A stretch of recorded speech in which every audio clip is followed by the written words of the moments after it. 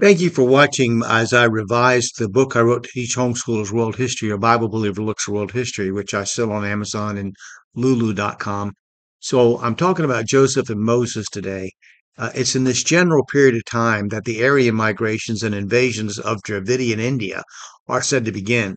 Dravidian are the non-Indo-European inhabitants of India who now occupy the southern portion and Sri Lanka, which formerly was known as Ceylon. The Aryan invaders, were closely related to Persians or Iranians today with regard to language. Very little is known of the warfare between the invaders and the dark-skinned early inhabitants, but it was the synthesis of the Aryan and the Dravidian that produced the new Hindu civilization after 1400 BC, according to traditional historians.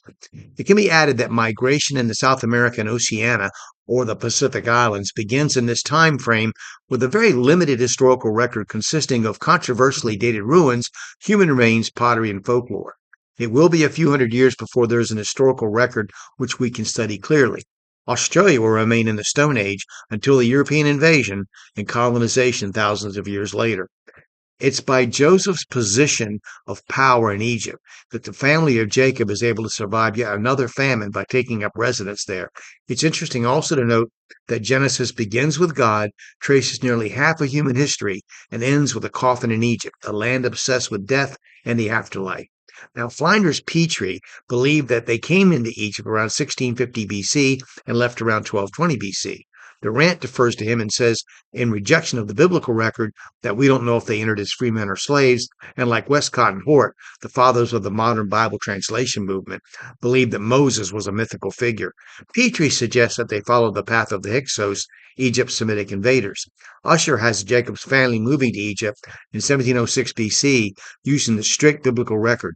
Jones, who gives the date of the Egyptian sojourn of 1780 to 1546 BC, notes that the period under discussion is one of great obscurity in Egyptian history.